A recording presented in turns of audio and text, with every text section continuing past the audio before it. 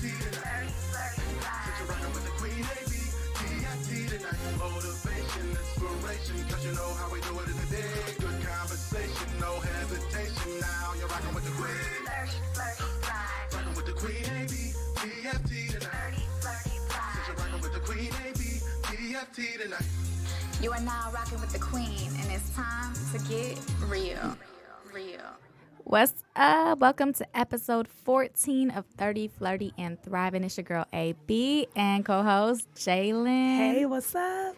What's up? So today we have a really exciting episode. I think every episode is so exciting, but we have two guests here with us today who have lived incredible lives and written a story for all of us to enjoy from their life experiences. So I want to first introduce our guest, Miss Minister Rosalind Palmer Pryor. Hi. Hello. How are you? Thank you for being on. Thank you for having me. It's going to be an awesome time tonight. Absolutely. And then we have Gunner Lindblom, right? Yes.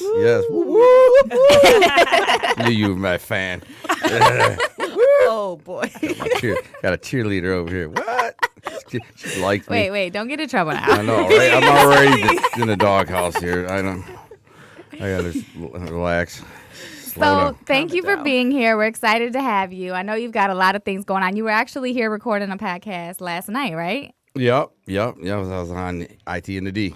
Perfect. Okay, well, good. We're so glad to have you on. So I want to start with Rosalind and just kind of introduce yourself to our listeners and explain a little bit about who you are, kind of what you've done or what you're doing now. Okay.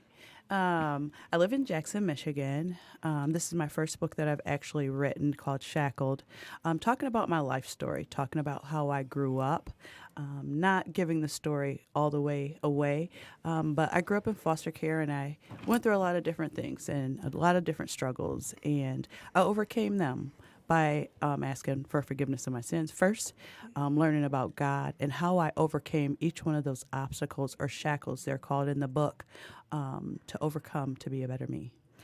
So I haven't had a chance to read your book, and when you first, I talked to you earlier, Yes. I had went to go purchase it, and Amazon just wasn't working with me. So, but you did bring copies, and I'm so excited because now I get to read it. So, Yes. so tell us a little bit about what some of those shackles were for you, and not only what kind of inspired you to overcome them, but what inspired you to share that story with the world.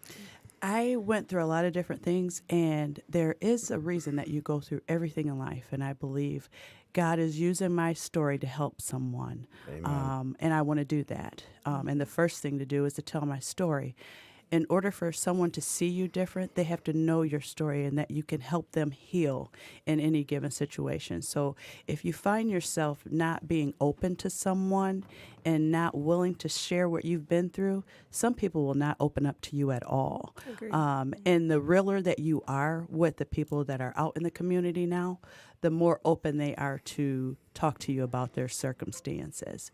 If you're one who wants to be fake and phony, you're not going to be able to help anybody in the body of Christ. You have to be real because it's real stuff. So would you say that finding Christ is what kind of guided you to share your story? No. Or did you find Christ through sharing? Yeah. Well, I've been saved for a long time. Okay. I've been walking this walk with God for a long time. I knew God was going to use me in some way.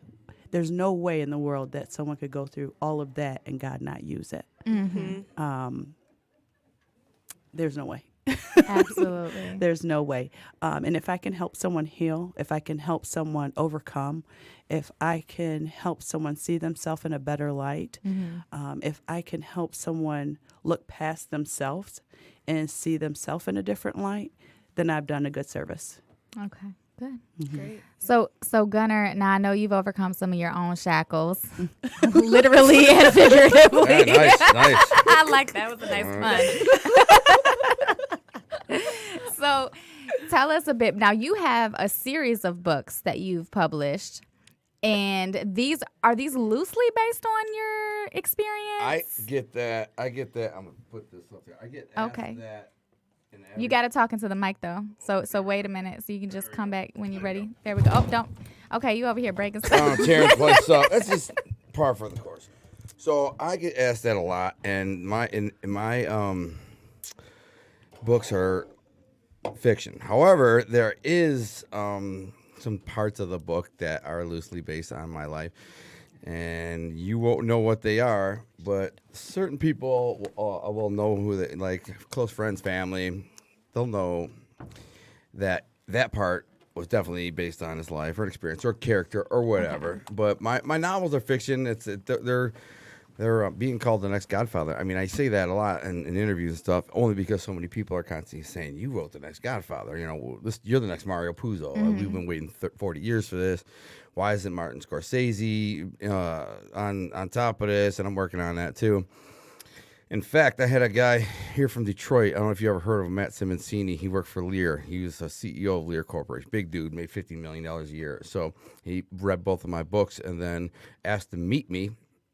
And then I sat down with him, and he looks at me, and he goes, man, you're the best writer in the world nobody knows about. And I said, thank you. I'm working on it, though. You know what I'm saying? Right. Nobody gave me the blueprint on how to, market a best-selling book. But, I mean, he's like, I was in Europe on my private jet on business, flying around. He's like, I'm a slow reader. Both of your books were over 500 pages each. And, but I read a lot, he said, and a lot of authors. He said, I blasted through both of your books in 3 days. Couldn't put them down. I was, like, dreaming about them. I couldn't even go to sleep. I had to finish. And he's going on and on and on. He's like, dude, someday they're going to make a movie, and you're going to be mega rich and famous. But after that, I was like, thank you. I've heard that a lot, but it's hard to market a book. That's the hardest part. That is hard. Right. Yeah, man. And then he let me drive his Ferrari around on Facebook Live for 20 minutes, which was super cool. And the cool thing about that is that he had just got it, and he never really, let it have it. So I just assumed that he'd let it have it all the time. I didn't know he just got it. So I just burned out of the what? And he's like this. Oh, my $300,000. Yeah, sorry. like, whoa. He was freaking out, but I didn't care. That's what made it even more cool.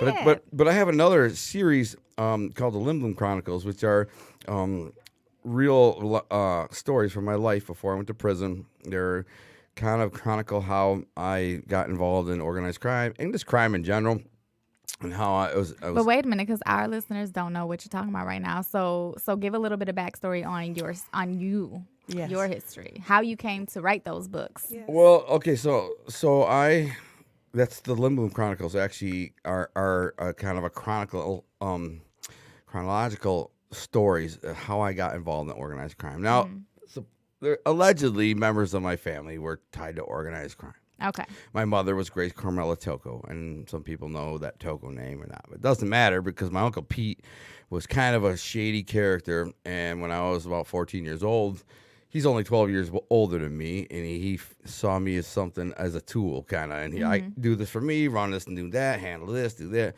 And at 14 years old, I began doing crime. And I was trained to believe that it was okay, and to go into this gray area of criminal activity. And then, kind of beat it in your head that you're just a sucker if you go to work every day. I'm like, yeah, that's a sucker does that. When I could do this, or I could sell steroids or weed or hustle somebody, play craps or whatever it is, and make 5 times more money, and then hang out in the club every night. But in the end, it's not worth it. And my life kind of crescendoed at 29 years old. I was hooked on drugs. I was gambling. I was doing all the wrong things, womanizing, and then I ended up in prison for 13 years for a whole litany of crimes, from everything from extortion to bank robbery. And I was sentenced away for 13 to 50 years.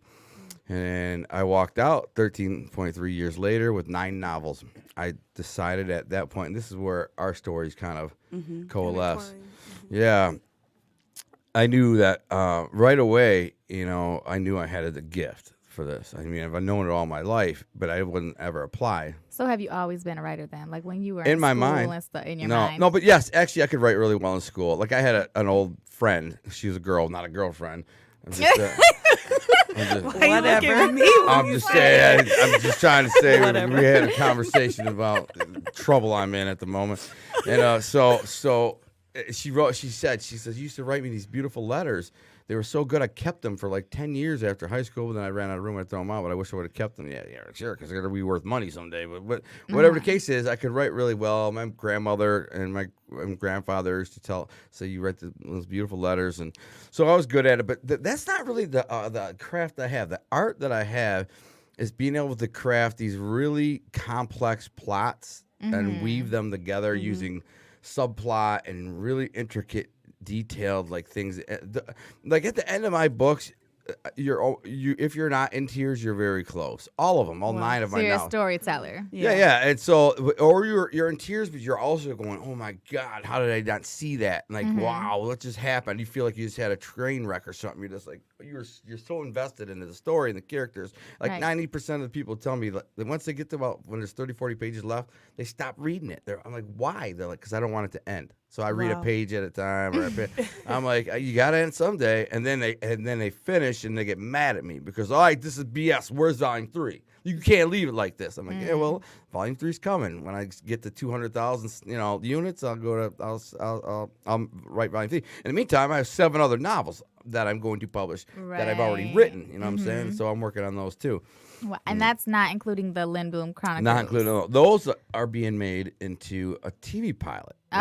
Which says crazy. Those in themselves have been read 2 million times or more. I don't know, 2.5 million probably. And I hope that Craig Timmons, he's the owner of NCS, the website that I write for, and I don't know. We haven't tracked I haven't got the metrics on them. So right now they're on a website. Yeah, they're on a website, and that is National Crime Syndicate. So you just go there, and it is a really highbrow website.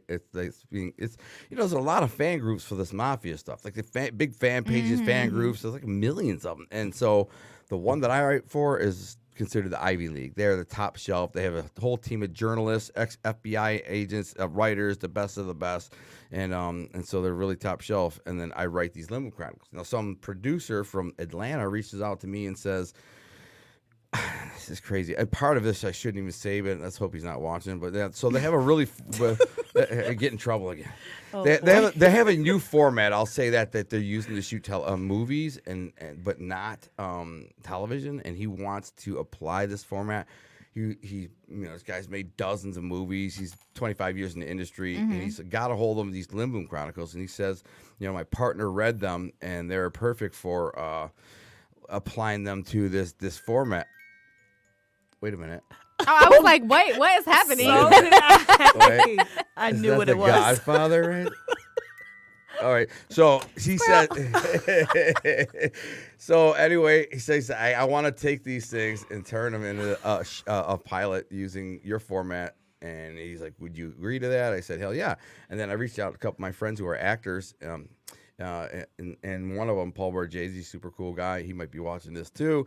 He says, I would, kind of almost pro bono-ish. I shouldn't have said that because he's union, but say he would pretty much act and play my uncle, and he's like, direct it. I'm like, yes, you're the perfect guy to direct it. So anyway, that happens. It'll be super cool, really interesting, because the company that's doing it, the producers that doing it, they have an agenda. It's not just, hey, listen, we want to sell your thing to a studio or a network or whatever. We want this project to be our flagship to prove that we could take this format that's being used in the movies and apply it to television, and it allows them to be made much faster and much easier. And they're gonna start off with me in my cell. This is what's really cool. A character based on me, an actor in the cell, and he will get asked by a cellmate, a bunkie or whatever, a question, and then he'll turn around, he'll start talking to him, and then he'll tell a story which will flash back in time to a point where I was like 14 years old. You're giving the whole story away. You gotta Oh, let you people don't know watch nothing. it. Told the whole book. No, that's not the book or the story. That's just the format. No, the stories are really not that complex, but each one has a story in itself that lead to another story and another story and another story. Right.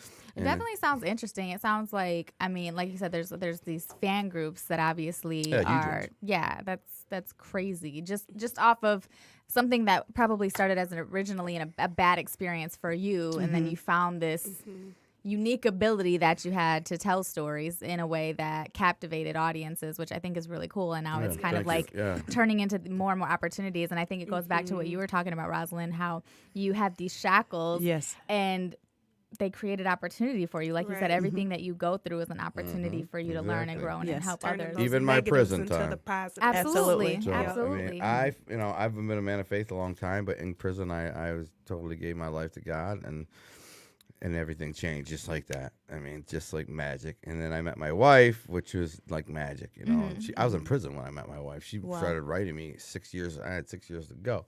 And she waited. She moved up north. She waited for me. I married her the day I got out. But all that is like you said, the what do you call them? Shackles, hurdles, whatever you want.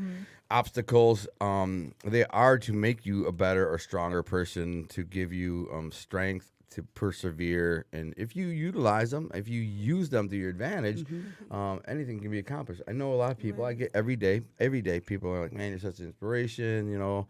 That's good. And I'm like, you know what? I guess at this point, I understand now that's part of my mission. And Right. So Absolutely. would I go back and change anything? No. And it's people say, yeah, right. 13 years you were in a cage. You wouldn't go back. I said, no. The most important reason for it is my faith. My second most is my wife, because it brought me to my wife. Yes. And that's what matters the most. Absolutely. And I'm happy with my life now. I mean, I'm older, but I lost 13 years. I lost my 30s. But did you lose them?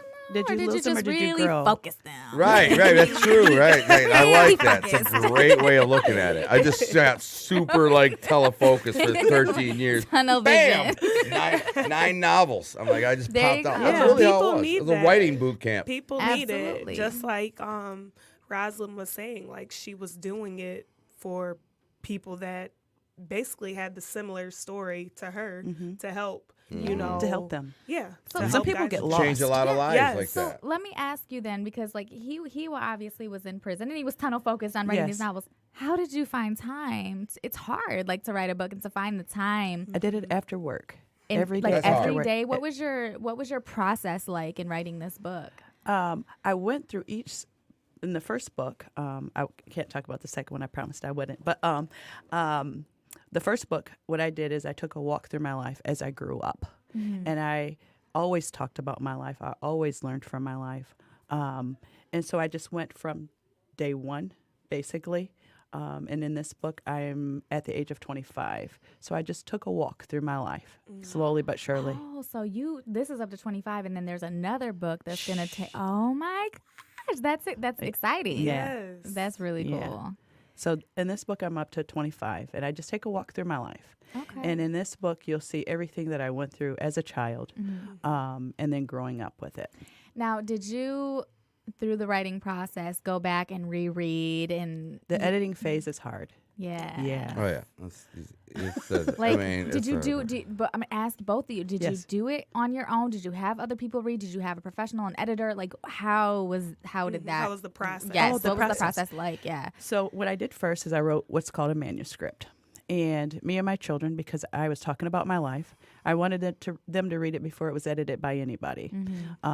If there was anything that they wanted me to remove from it, I was willing to remove. Absolutely. And they didn't want anything removed. So in the process of them reading the actual manuscript, they actually helped me edit it. They were like, "Oh, Mom, you should have put a word right here," or "Let's X out this. This is what you should say right here to make it." If I left out "have," or Right. they So help that with happens. that. That's it simple just- proofing. Yeah, that's Yeah. proofreading. For me, I had, it took me a week to write one chapter. I could knock out a chapter because my book's very long. They're both over 500 pages. Right. But I could knock out a chapter in 3 hours on my typewriter in prison. But to go back and edit and proof it, I do that about 10 times Yeah. for every chapter. So after you finish a chapter, then you just reread, edit, reread, edit, Yeah, reread, and I'd have edit. to print them out every time. So I'd have to print it out on Right. scrap Did you paper. have anyone Yeah, I else was just read gonna them? say, did you do it I by did. yourself? Well, I have tons of people in prison who read my manuscripts, and once in a while they pick stuff out. But I got to a point where I'm so good. I wrote 9 out. But the real editing came when I got out, and then I'd have beta readers do it. So at first, my wife, who has been a professional editor before, she worked in publishing. She would go through proof line, what's called line and edit it and proof it, and then we'd have several beta readers, which are just people who are really well read, who do a lot of reading, go through with a fine-tooth comb and pick out any inconsistencies, any typos, errors, Right. grammar, and we go. And sometimes for me, because I've read so many books, I have such a very broad vocabulary. So when I get several people saying I need to dial down my big verbiage, 'cause for me, I'm like I understand the word, superfluous or something like that. But another person might not like, what the hell does superfluous mean? Or, you know, so people are like, just take those words out and just put. So how many beta readers would you say you had? I'd say on average at least five beta readers. For you know. each chapter? For each or chapter? Each book? Each book. book. Yeah. And so then for me, Yeah. my book went to Christian Faith Publishing. Okay. And they have Oh, they called editors me. and really? Yeah, I told Yeah. them. I said, my book probably wouldn't fit for your. This ain't it. Yeah. And My so- wife's writing yeah. a Christian book Is though, and she? I thought, yeah, Yeah. 2 of them. Okay, Nice. that'd be awesome. And so they do an editing phase. And then for everything that they want to change in your book, they send back to you for you to agree or disagree. Okay. Or you can choose another word if you want. Or you can make the sentence different if you want. But they give you suggestions. They don't do hard edits where they make all the decisions for you. They give you suggestions and then you read them. So did you vet publishers, or did you just go to them, or did they come to you? How did that work in terms of finding how you were going to publish your book? I did vet publishers. And then for Christian Faith, what you have to do is you submit your manuscript, they read it, and then they approve or not allow for your manuscript to be a part of a book that they would publish there. Okay. And I submitted it on one day, and 3 days later, they approved my manuscript. Wow. Mhm. Congratulations. you. That's amazing. Now, did you go through self-publishing, or did you, I how went did to your... Amazon KDP, which Okay. is only reason for that is because I keep more royalties. I Mm-hmm. mean, I had options, and I still get mainstream publishers who want to, they're like, oh, we got deals for you. Yeah, but you'll keep 40 to 50% or more of my royalties. But yeah, I get a small advance, $20,000 maybe, or even $100,000 bucks. But then all they do is work to cover that 100,000. And then once they, you get the initial rush of sales to cover the 100,000, they just take them off the shelf, and now you're back to marketing them on your own. Except that now you only own, 40% of your royalties at best. Now, if I go Amazon KDP, yes, I'm not in the bookstores, but bookstores don't sell a lot of books anyways anymore. There's not very many bookstores left. Everybody buys from Amazon or downloads. Really? Oh Is yeah. that like a fact? A hard Oh no, fact? they 'Cause I closed. Yeah, feel Barnes like- and Nobles went out of business. I think there's only a couple Borders or whatever. They only have a couple of brick and mortars, Yeah, but they that's do have done. all lines. It's done. Everything's all. And the brick and mortar stores are history when it comes to books. There's only a couple left. I like hard copy. Like, I like... No, I'm I not do talking about too. hard copy. Yeah. No, you can still buy the hard You still can buy paperback. them. You Yeah. just buy it from online. So, Yeah. so I'm Okay, saying yeah. it's not a brick and mortar store. You can order my book, a paperback. Bring bookstores back. Whoever Yeah, is that- it listening. won't happen. Whoever can do that, bring that It won't back. happen 'cause Let's people go to buy it. bookstores. I mean, it don't. That's the problem. People just order your book from their couch, and then it's delivered in 2 days, and they can sit. They don't have to go to a bookstore. That's just how people buy Yeah. books now. And so anyway, that's you can. There's another. I went to BookCon two years ago in the Javits, New York City. It's a big publishing conference. Don't do it. I mean, it's super expensive, and the ROI is not great. But I mean, that was crazy. Where me and another author split a booth. It was like $6,000. And just to get, and then you're in New York City. But the experience is super cool. It's the Yeah. biggest book publishing conference in the world, like second biggest in the world. And you're there. I think John Grisham was talking over there, and there's all these cool authors around. But, I sold a lot of books. I think I sold 500 books or something. It's pretty good. But, I mean, in the end, I just barely covered my expenses of that. So you mentioned earlier a little bit about, if you get a publisher, then you have to do the marketing yourself. So Oh, that's it. I want to ask you both, how did you handle the marketing for your book? What was that process like? You want to? Yeah, for me, Christian Faith helped me out a lot. My book is on Amazon and on Barnes & Noble, and they're all online stores. But for marketing, they did my press release, gave me a copy of it, and then you can put it in your local newspapers. I've done a couple of book signings. I just came back from Philadelphia. I went down there and did a show on Heart of the City Radio. Nice. But you have to find ways to get your name out there. You do have to do that, That's a lot of especially work. that's a lot of work. It's a full-time job for me. Yeah, Yeah. and then I work through the day. So So that's the tough thing is working and then writing and editing and then publishing and marketing and Yes. Marketing is then the hardest part. taking the time to engage with the people, you your have readers. to find the different tools that are out there for authors. I'm going to be in an authors expo that's going to be in Jackson here in a couple of months. But you have to find different things that you can do as an author to get your name out there. You can use your social media platforms, but that's only going to take you so far. Right. You have to find yourself doing a little bit more. You than got to just get to that. the book club. I like because my genre, like your genre is very difficult to break into because unless you're previously been famous or you know an ex-senator or something, it's hard to actually break into that. And there's a lot of books. For me, the fiction genre is easier to break into, but you got to have a really good product. But I do, but marketing it is those fan groups. Like I got these fan groups. There's probably 100 Mafia fan groups on between Instagram and Facebook, and the combined total of them is in the millions. And so, not very many of the percentage will buy books because they're just either poor or cheap. But whatever the case is, a lot of them have. I've sold a lot of books that way, and that's through Instagram and Facebook and stuff like that. And other with just my personal page, you know what I mean? But what's interesting is like, I don't know, if you're like a friend of yours cannot post a review on Amazon. No, they cannot. Because it's a biased review, and they won't do it. So Or Goodreads. yeah, exactly. So I have 5-star reviews across the board, both of my novels, and 100% on Volume 2, like 98% on Volume 1. And but a lot of people are like, yeah, but there's quite a few. I think I have like 58 reviews on Volume 1 and 30, 40 on Volume 2. Which is quite a bit. I was making a comparison to somebody else. John Grisham a couple of weeks ago had his last 2 books. One of them had 26 reviews and it got 3 stars. The other one had 3.5 stars with like 10 reviews or whatever.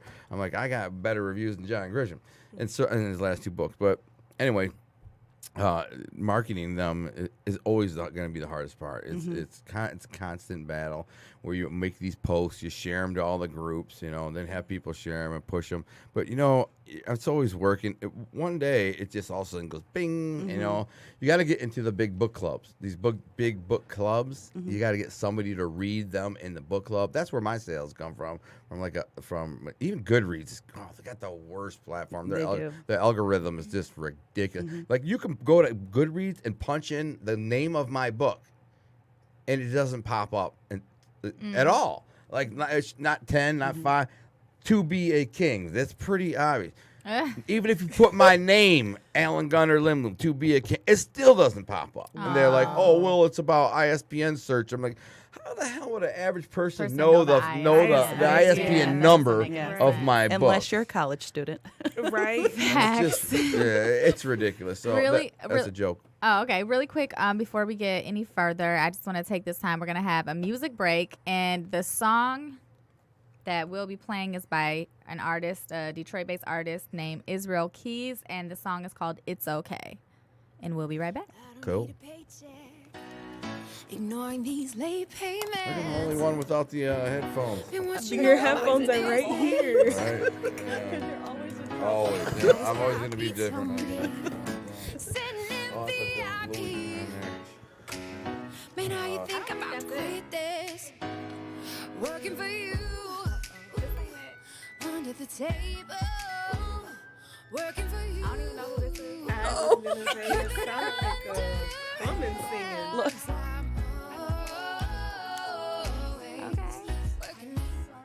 There ain't nothing anyone can do. There ain't nothing anyone could do. I ain't trying to go to work for anybody. I mean, it's a good song. Yeah. Always been appreciated. You can roll with Even it, when I I guess. show And I'll up just late. mention it when we get back on air. You never give me She must have any gotten something mixed up. Even when I get frustrated, it's never with my occupation. And the part where I say it's gonna be Israel, because she needs to edit that out too. Right. Like the whole break thing completely. Under the table. Where's my wife? Dennis, what's up, buddy? Oh, paid in cash. I'm always working late. There ain't nothing anyone could do. There ain't nothing anyone could do. I ain't trying to go to work for anybody else but you. How much time we got? I gotta run to the bathroom. Oh, yeah, okay.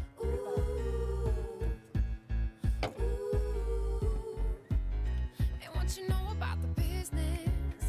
You're on camera, by the way, so don't talk crazy. Do a quick look at each book, and then if you think of some questions, And what you know about the business? I don't want to give somebody that may read it. It's just the way the birds raise my persuasive behavior.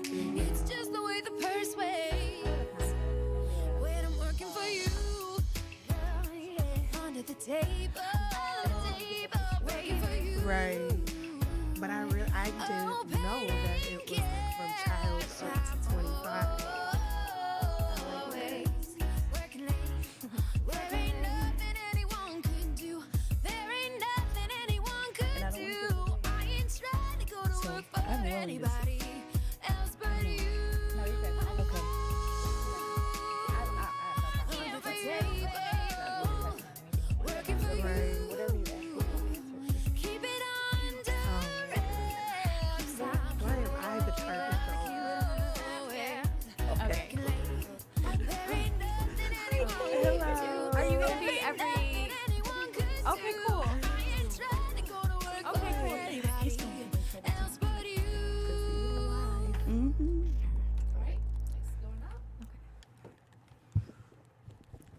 And we're back. So the song that we were going to play, there was a mix-up.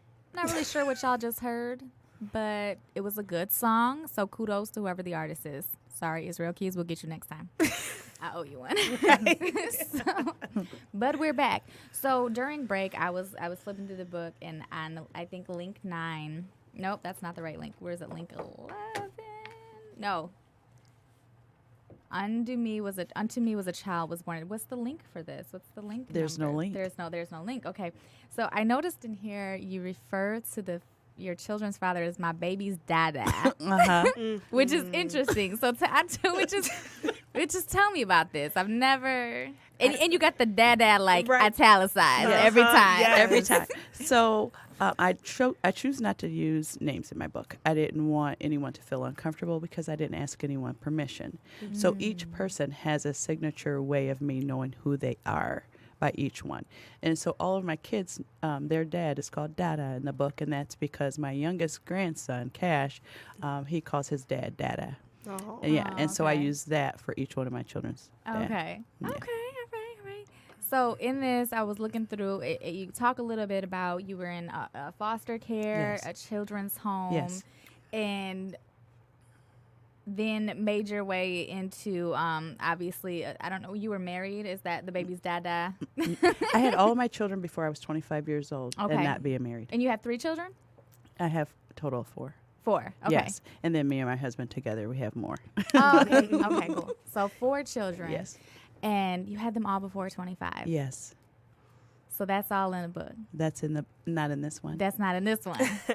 Not in this one. You know, if you ever, you can always tell somebody's really nice. Just she is very nice. I could just tell. Like this, it took me 5 minutes to know. Like she is super sweet and nice. Oh, Yes. thank you. I mean, I'm sure you are. So it's Yeah. so not a surprise. Yeah. I mean, but Well, yeah, thank you. You're We're welcome. from the same hometown. Yay. So she is very. Jamin's Yeah. like, yeah, I'm nice too. It's a city thing, you know. It's in the Yeah. water. Put Jackson on the map. Yeah. Oh, you're from Jackson. I mean, too? I'm Yes, from she there is. too. I If spent we time- I was in prison in Jackson, so what's We're all from Jackson. right, Small I spent world. time there. So I was married. I was only married to one of my son's dad, and that's my youngest. Okay. Yeah. Okay. But yeah. So So I am like, I'm ready to go home already. I'm like, can we wrap this up and read the book? Yes. Like, I will finish this by tomorrow, guaranteed. And any questions that you have, I'm willing to answer them for you. I just don't want to give the storyline away for the ones who are listening who have not read. No, I love it. And I think it's great the way that you approached the process in writing up until your 25th year. Yes. Not only does it leave, readers wanting more, but it also, I think, helps pace yourself. Yes. I've been in the process of writing my book for a very, very long time. I just started taking it really seriously in the past year. Just do it. It is so overwhelming. It is so, and especially like you, I'm kind of I started going from the beginning and started almost like chronologically writing. Yes. But there are some days where I'm motivated to write about one thing and other days. So now I'm kind of bouncing around, but it's a lot. And Yeah. I'm trying to do it all in one book. So you're trying to do it all in one book. Did you write it down on paper first, or are you typing it straight from? Typing it straight. I mean, originally, I was talking 2010, 2011. I had notebooks upon notebooks where I'm just writing there. So I had those, and then it came once I started getting more I guess, technologically Advanced. savvy. Yeah. Advanced. I started writing in draft emails. And just because I didn't, at the time, I don't know, there wasn't like Google Drive and all of that, or if there was, it was so new. So I didn't know how to keep all of my writings in one place. I was using my emails as like a draft. So I had all these. So when I started taking it seriously, I started compiling all of these paper, like hard paper copies that I had, along with the draft emails, and putting them into some resemblance of a Order. structured order. Can I give you some advice? Yeah, absolutely. I mean, I've written 9 novels. I guess I can say. Yeah, absolutely. So, and they're all average, probably 700 pages. So, first thing, use Word. Are you familiar with Word? Yeah. Okay. Well, I do use Word. Okay. Then the now. second thing is if you really want to write your book, look at the ending and write to it. Meaning, Right. don't stop until you get there. Forget anything else, all distractions. I know you have a life to live, kids, family, whatever, and other thing. But don't say, "Oh man, today this is awesome." No, just keep looking at that ending and all the little plot and subplots and twists, and create them as you go, characters as you go. You'll be inspired in each chapter to create a new twist or a new whatever. Right. That all fit together for that ending. So see the ending in like it's way at the other end of the See, the tunnel. interesting thing is that I don't have an ending yet because Then you have to find one. You've gotta find you the have ending. To find one. You cannot write You without need the ending. ending. Now that's why you're I all don't know over what the my place. ending is. No, I'm no. still living. So break it up in segments. well, it's about your life. yeah. Yeah. Or there's not fiction at all. No, it's like real shit. It's my life. So I'm trying to. I have to stop it at some point. And I think that this, like, obviously this year will be kind of like the end point, but I haven't figured out exactly how I'm going to kind of tie it up. Obviously there will be more after it. I don't intend necessarily on writing any Open-ended. follow-up books. So What's your open-ended. audience? Do you have your audience in mind? A specific audience? Is it a romance? Is it a self-help? Is it It's definitely self-help. That's the hardest one to break into. I'm telling you right now. Just And for me, it's not really breaking in. Yeah, I know. It could be cathartic, meaning you're doing it for you. It's definitely more of a healing process for me. Yeah, exactly. And also just, you're told, or I was told so many times over the course of my life, you should write a book, you should write a book, you should write a book. So finally I was like, well, I guess I'm going to Write it down and just write till just do it. like you said, you have an ending in mind. Last New Year's. Yes. Right. That's right. it. And just write to them. So, but it's so much is the process now is that I make myself write for an hour a day. I don't care. It's like, I don't care what I write about. I can start at the beginning. I could the end. Maybe I'll go back and reread some stuff and add some good, too. details or whatever. But as long as I'm writing at least an hour a day, which It's therapeutic. It's cathartic. It is therapeutic. And so that's another thing too. And the reason why I thought it would be great to have you on the show is because I know that there are a lot of people who I interact with who are either wanting to empower others or wanting to tell their story or just inspired by people who tell their stories. And so I'm sure there are people out there who have thought about writing a book or writing something. And I know I'm going through the process and I'm thinking of all of these things that I could possibly share in the future once I'm finished. But the opportunity to kind of pick your brains I thought was a great opportunity, and also to share some of my experiences in writing.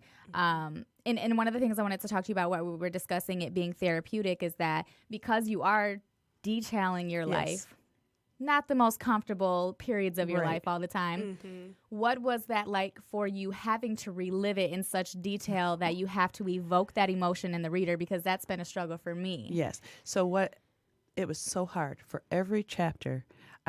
Not even the whole chapter when I was writing it, I would tell my husband, okay, we got to take a break. I don't care if we take a walk, but I got to remove myself from this. And I gave myself time frames that I would stop writing or I wouldn't be able to sleep. And there was nights that I didn't, to be honest. But I would just take breaks, honestly. And I would tell my husband, hey, you ready to take a break? Yep, let's go. And I would take whatever I needed to do. Yeah. So that's kind of where I'm at. I mean, like, because and I'm glad to, like, I'm sorry that that's part of the process, but I'm also happy to know that I'm not alone. You're not alone. Like, there are days when I'm just like, I don't know if I can even do this. Like, this is too much, and I need a break, and then I'll Right. walk away, I'll take a break, and then I'm like, all right, the next time. But there are chapters that I dread going back to. Don't go back and edit until you're done writing. Oh, your right. By the way, those manuscript. chapters will be the best ones, and those will be the Yes. ones that make your book. Yeah. Oh, I'm sure. Yeah. And then for There's m- quite a few. No. Yeah. Honestly, don't go You're back not and alone. edit. Yeah, don't go back and edit until you're done writing. See, I go back and Because edit like often. Yeah, you're reliving it over and over, and so you're never going to get to the end. Yeah. And then pick something positive that since you're doing something in your story, I ended when I went to a barbecue at my grandmother's house and this lady invited me to church. So find something positive to end your novel and write towards That's that. perfect. Yeah. That was good. I have a good idea of how I want to end it now. But Yeah. yeah, that was really great. Mhm.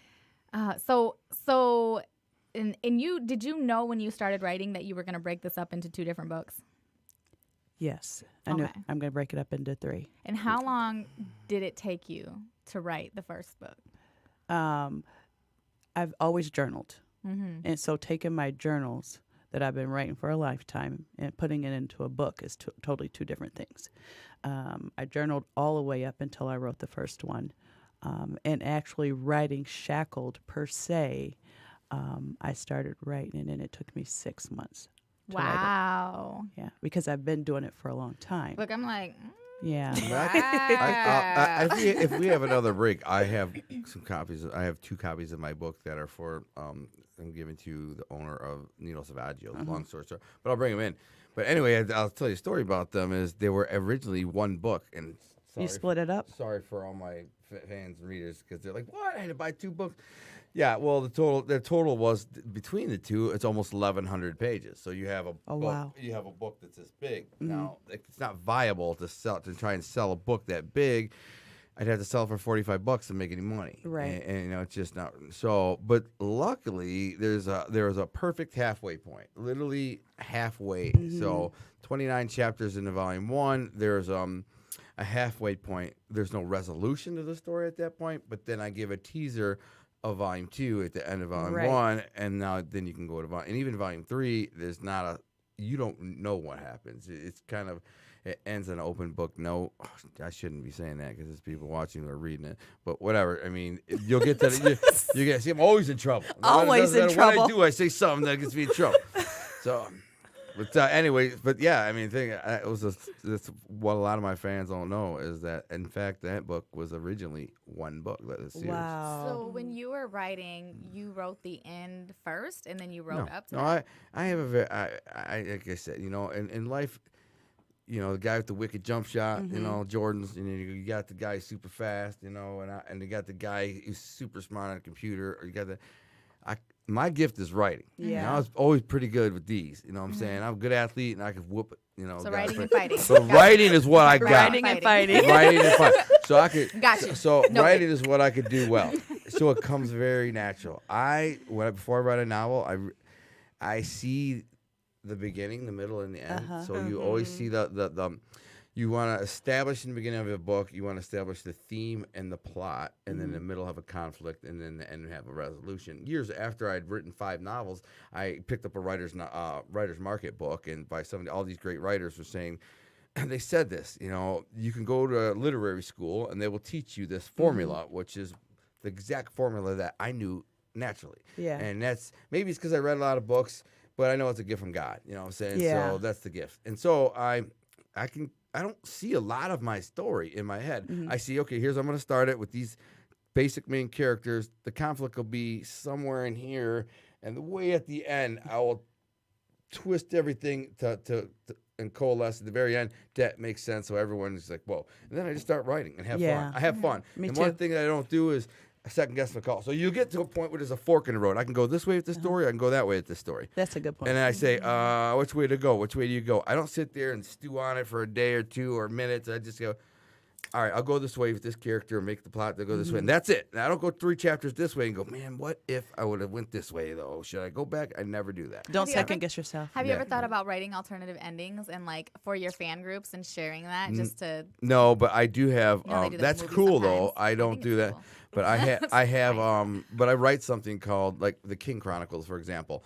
These are a series of short stories that are being made into a graphic novel, by the way, by an amazing artist, but that are just stories based on the characters from my novels. So basically, I pluck the characters out of my novel and have them doing everyday kind of crazy mafia stuff, but they have nothing to do with the actual plot of my book, and so they're pretty cool. That's So cool. just extra, I use them as teasers. I publish them, and people read them at the end. There's a link to my book, and then they go. And buy then the they book. can buy the book. Then they can buy the book. Yeah. And see, I'm like you. I can just write. And maybe because I'm a reader, but I just love Oh, to maybe write. because you're a writer. Yeah, that too. Let me tell you, if you're that's the thing. Everybody wants to be a writer. If it doesn't come natural, odds are you're not. I'm not saying you're not or you're not. Right. I'm just saying if you just don't write and it feels like breathing, you're probably never going to be a great writer. And then that's unfortunate because a lot of people want to be a writer, but then they write 5 chapters and then they hand it to someone who's a writer and they go, oh my God, are you serious? I mean, it makes no sense. I love to write. I do too. I always have, like, Yeah. I was, growing up in honors English, and I was always writing poems. and Sure. Well, then you're songs probably and- a writer because Then you're you're a like, writer. for sure. Yeah. I That's wish why, my like, mother was alive. She was an Yeah. English teacher. She Yeah. died when I was 19. She never She had. would have been so proud. Yeah, Thank she you. would've. She, An would, author. she never Yeah. had a chance to see me, do my thing, and Yeah. I hope she's in heaven smiling. She's 'cause- shining down on you and seeing Yeah, it. and because I when I write, I take it serious. Me I too. aim straight for the fences on everything I touch. Everything. That's the thing about me. If everyone who knows me, they're like, that dude. He doesn't hit base hits, man. He hits grand slams every Yeah. time he touches the bat. That's just who I am, and I don't stop. Yeah. It's just like I got an apparel line, and I got this big event that I'm having, and my book got another novel. The novel that I'm about to release later this year, called The Snowman Chronicles. So many of my fans are already like, where is it? It's about a cocaine dealers who are kind of they get involved with the mafia, and so I describe it as imagine the movie Blow, if you've ever seen the movie Blow, and Goodfellas intersect. You know what I'm saying? But it's super crazy, an amazing story, and the plot is really good. The twist in the plot is just mind blowing at the end, and how it ends. It's just super. It's a long book. It's like probably almost 800 pages, but that's just the way it has to be. Yeah. So how long Can't does wait it to read take it. you to write an 800-page book? About a year working full time. Yeah, it takes me about a year to write, and that works. And Does that's that include like editing and everything, or is that just to write the No, in manuscript? fact, just to write the manuscript is probably 10 to 12 months, working 10 hours a day, 6 days a week. I take Sundays off, and then, but that's in prison though. So if I had a computer with Word, it'd be much faster because every time Typing. on I'm a typing in. typewriter. They got to print it out, and it takes 45 minutes to print it out, and then I got to put it on a little stand, and I got to go line by line. Then I got to jump into there with They don't using the have code. computers. Well, this was a while ago, right? I was No, like, they don't have computers in computers. prison. Oh, well, a while ago. I've only been out 30 months. No, so I've been out Oh, 2.5 shit. years. Yeah, Okay. that's it. That's why he's I always just in got out trouble. parole a couple. He's still adjusting. Right, yeah. Right? So, but no, they don't have. They don't even allow this anymore. The system is so designed to keep the inmates down that it's just because they don't even want you to have access to a typewriter, which means you could like type up affidavits and things for appealing. But anyway, they have a little typewriter, word processor type typewriter that is the technology of probably maybe 1965, and they'd sell those for $350, $400. And I was one of the last persons to be able to buy one, and I did, and I was so grateful. It was my mistress. It was my, it was my great, it was my great escape. It was the only thing that kept me sane. It was the only thing that kept me from killing people. Oh, that boy. that was a No, little dark. no, right. really Oh God. We got a minister in the house. Can we lay hands? Let's all pray.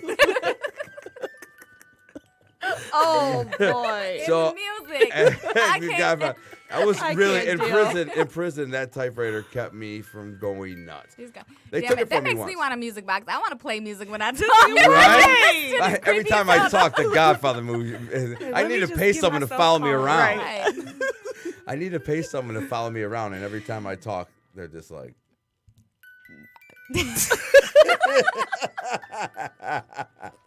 My wife, I get her all the time because it's a habit. But when I walk out of the room, I always shut the light off, and just to be funny, I'll as soon as she starts talking, I shut the light off. And then I'll turn it back on to talk, and then I'll turn around, and she's like, and you have you are only the one allowed to talk in this one. Like when the light goes on, I talk. When I shut up, shh. It's all Silence. fun. Silence. We crack up about it. It's just a habit. But it's funny. So then you said you married her the day after you got out. So you guys Yeah. have been married for about 2.5 years then? Yep, Okay. that's it. And prior Congratulations. to Thank you. that, Uh-huh. yeah, congratulations. So prior to that, how long were you guys pen paling? So that's an interesting, really fun story. God, I wish I had. Well, You tell got- me. You a storyteller. Come Well, on, we got okay, time. so I That's will. what That's, we're here that's for. what I do. But I wish I don't know if you watched the video about the documentary that's being made on my life. I Did you- watched a little bit of it. Oh, you gotta watch it because at the end I talk about my wife. But so one day my cousin starts a Facebook for me because I had just left my ex-girlfriend who I'd been with 20 years. I kind of just said, go on with your life, wow. which was really hard to do. Because you were locked up, you were like, listen. go on with You your were life. locked up for Yeah. like half your relationship? I had been locked up for 7 years, and which I'd been with her for 13 years before I got locked up. Wow. And another 7. But she started seeing someone. I sensed it. I'm like, listen, just go on. Your life. Yeah. Yeah. You know, you're not answering the phone. You're not coming to visit. You're not sending me money. It's all good. I mean, I understand. I got 6 more years left going to your life, and it's 6.5 years. So my cousin could tell I was not happy. I was kind of upset and very gray. My world. It's the only way I could describe it. Was my life was empty. So he said, I'm gonna say he's a born-again Christian. He's the guy who baptized me. Also, the day that I got married, he baptized me, and 20 minutes later. Wow. So anyway, he wrote on there that I am a Christian and that I'm writing these books. Mm-hmm. Well, my wife, at the time, I didn't know her. Her name's Maria. She went to my high school, which is a big high school in St. Clair Shores. I don't know if you know where that is. I didn't know. I had no idea who she was, though. She come from a very strict Muslim home where she wasn't allowed to do anything. So I never even knew who she was. I was a gregarious, tough guy for the neighborhood, known for fighting and selling drugs and just wise guy type stuff, and I was a bad guy. She only heard 2 things about me: that I was that my family was tied to the mafia, and that I was known for beating people up. That's it. So, anyway, she saw on my Facebook that I was a writer, and she worked for a publisher. So she's like, you know what? I'll write him because I maybe pen pal because she was a new Christian. Her boyfriend, her boyfriend at the time had introduced her to Christ. She became born again. She's very zealous about it at the time, and so she started writing me. And she said, "I'd like to read your book." And if you can have somebody send me the manuscript. So I said, yeah, sure. So my friend, I had her send him, or had him send her the manuscript. Now 1,000 pages manuscript, and it was turned into a PDF file. And so she read it on her phone in like 3 days, just blew through it. And then she wrote me and told me, because the prison email, it's called JPay, and so we could JPay back and forth. And she wrote through it, and she says, I've read 10,000 books in my lifetime. I read books, like 5 books a week sometimes. She's like, I'm not going to lie. Your book is probably the top 3 books I've ever read in my life. She later changed it to 1 or 2, maybe tied for her favorite. She's like, I didn't want to blow your head up that much. But she's like, I want to help you. Maybe I can help you get this published. And so we began writing back and forth. And I had literally my 8th, 7th novel I was working on called The Lion Chaser. A very cool story about foster runaway who ends up being on the run, but becomes the youngest billionaire in America by just hustling. But anyway, so she starts writing me. We ended up writing 1,000 pages of letters over a year. We basically fell in love. I mean, just so many moments where Me Too moments, like, oh my God, I think the same way. I see the world the same way. She loved up north. I love fishing, hunting, and camping and stuff. And that's why this summer I'm shooting a television show that's called Off the Cuffs, all about us being, on the woods. But anyway, she loved everything I loved, and it was just like, it was a match made in heaven. No joke. We knew it was God. There was no doubt. I mean, and so Nice. after like 3 months, she's like, I called it the painted line. I'm like, listen, man, I got 6 years left. You can't fall in love with me. There's a line we can't cross. No flirting, no, innuendos, no nothing like that. Didn't matter. We just kept flirting and innuendos. And then she finally said, I'm in love with you. I want to wait for you. And I want to marry you. And so she left her boyfriend of the time and went and she said, where do you want to live? I said, up north by my dad. He lives way up north. And when I get out, all I want to do is fish and hunt and I'll publish my books and whatever. And she went out in the woods and waited 6 years all by herself Oh, in the wow. middle of the woods, in the middle of nowhere for 6 years. Wow, I think And- y'all should write a book about that. I know people say that. People say that all the time, and that's what it'd be called, the painted line, you know. And so Nice. that day that I got out, I went home. She had a big feast for me. My boys picked me up. They took me to breakfast, drove me home to way up north, and then had a big feast. The next morning, I went and worked out with my cousin at 4 a.m. Next day, I took a shower, went to the courthouse, got married.